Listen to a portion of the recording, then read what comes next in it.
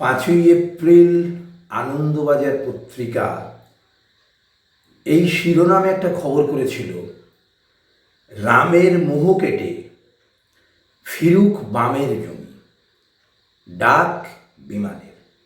বিমান বসুর ছবি দিয়ে করেছিল এবং বিমানবাবু সিপিএমের নিচুতলার কর্মী সমর্থকদের কাছে এবারের বিধানসভার ভোট তারা যেন রামের মোহে বিজেপিকে না দেয়, সিপিএমে যেন ফিরে আসে আহ্বান রেখেছিলেন। এটা ছিল খবরের মূল বিষয়।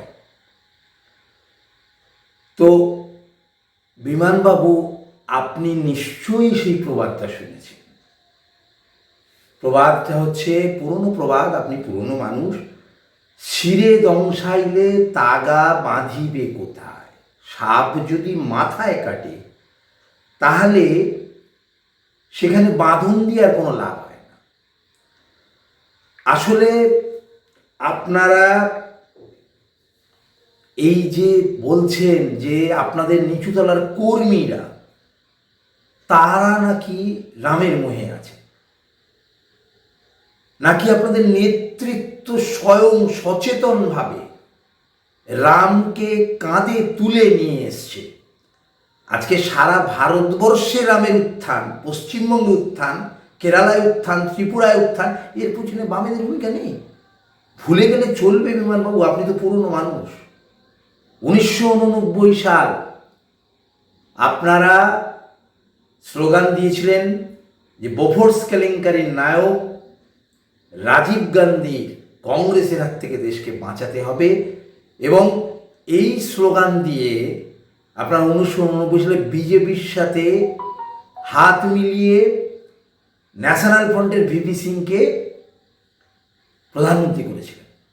সেই সময় ভিপি সিংকে প্রধানমন্ত্রী করার জন্য দিনের পর দিন শিল্পপতি বীরেন জেসার বাড়িতে জ্যোতিবাবু আর বাজপেয়ী গোপনে গোপনে বৈঠক করেছেন, বহুবার নৈশভোজ করেছেন, এবং জ্যোতিবাবু আতঙ্কিত ছিল সংবাদ মাধ্যমে যেন প্রকাশ না পায়, এবং সেইখানেই চলতে পাকানো হয়েছিল যে রাজীব গান্ধী সরকারকে ফেলে দিয়ে ভিপি সিংকে প্রধানমন্ত্রী করতে হবে। এই হাটে হাঁড়িটা ভেঙে দিয়েছিলেন আদবানি। তিনি মাই লাইফ মাই কান্ট্রি বইতে জ্যোতিবাবু এবং বাজপেয়ীর যে গোপন আতা সিপিএম বিজেপি প্রকাশ করে দিয়েছিলেন। সিপিএম তার ভিতরে প্রতিবাদ করেনি কোনো।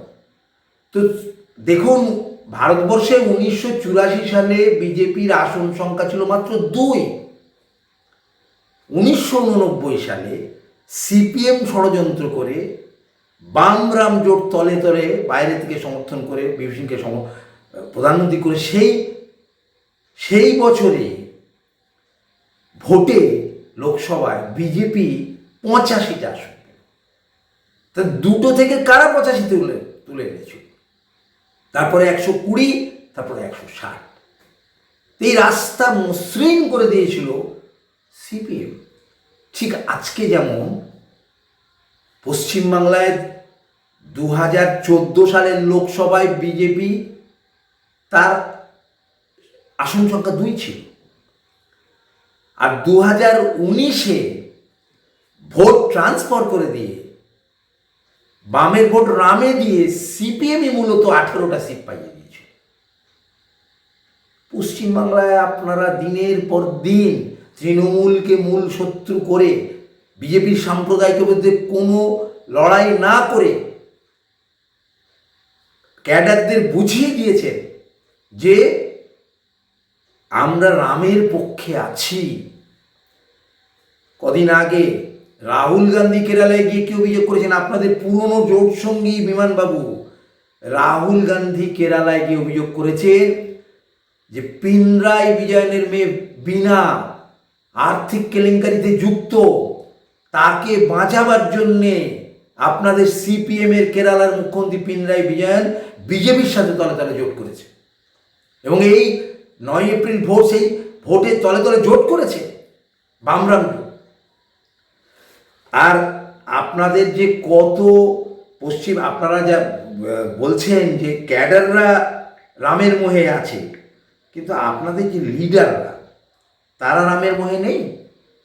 কত লিডার চলে গেছে। এই তো লাস্ট নবগ্রামের কানাই চন্দ্র মণ্ডল বিজেপি থেকে, আপনারা সিপিএম প্রচার করে, খালি ন্যারেটিভ তৈরি করে যে তৃণমূল আর বিজেপির মধ্যে আসা যাওয়া করে, আমরা একটা আদর্শবাদী দল।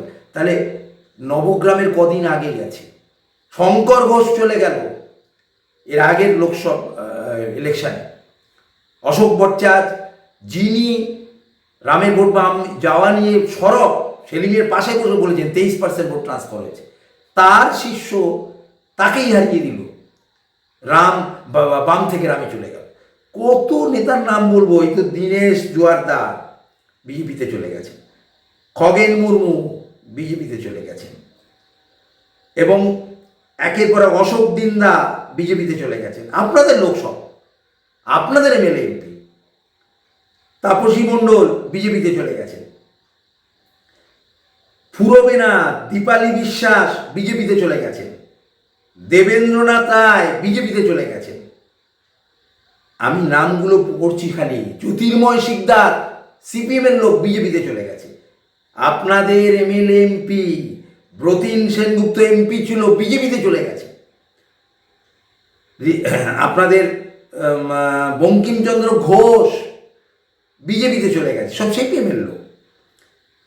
নাম বলে শেষ করা যাবে না। দশরথ তীরকে মন্ত্রী ছিল বামফ্রন্টে, সে চলে গেছে বিজেপিতে। মাহবুজা খাতুন সিপিএম এর ছিল, বিজেপিতে চলে গেছে, এমএলএ ছিল।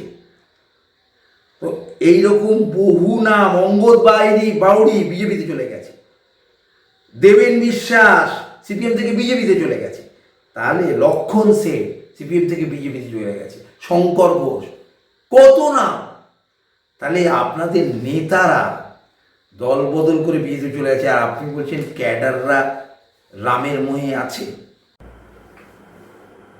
রামের মোহ যদি শুধু ক্যাডারদের হয়, তাহলে বিমানবাবু আপনাদের যে মুখপত্র গণশক্তি, যা আপনাদের প্রথম সারির নেতারা পরিচালনা করেন, তার প্রথম পাতায় কিভাবে বিকশিত ভারত, বিকশিত পশ্চিমবঙ্গ মোদির বড় ছবি দিয়ে দিনের পর দিন বিজ্ঞাপন বের।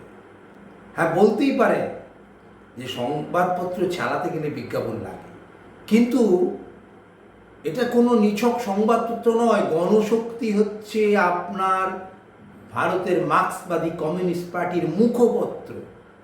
সেই মুখপত্রে মোদির এই বিজ্ঞাপন দিনের পর দিন ক্যাডাররা দেখেছেন, এবং তারা এটাই বুঝেছে যে দলের শীর্ষ নেতৃত্ব তারা চাইছে মোদির বিকশিত পশ্চিম। লিডাররা নেই, নেতৃত্ব যে পথ দেখিয়েছে সেই পথেই বাম থেকে রামে ভোট চলে যাচ্ছে। আপনাদের শুধু বামপন্থার মুখোশটা পড়ে আছে। এটা হওয়ার কারণ একটাই, বামপন্থী আদর্শের চর্চা দীর্ঘদিন আপনারা আর করেন না। আপনার মার্ক্সবাদ লেনিনবাদের চর্চা করেন না। সিপিএম আজ আর একটা বামপন্থী দল নয়। ক্যাডাররা বুঝেছে যে সিপিএম যদি বামপন্থাকে ছেড়ে দিতে পারে, তাহলে সিপিএমকে আমরা ছেড়ে দিতে পারি। সুতরাং মোহটা নেতৃত্বে, মোহটা কর্মীদের ঘাড়ে চাপিয়ে লাভ।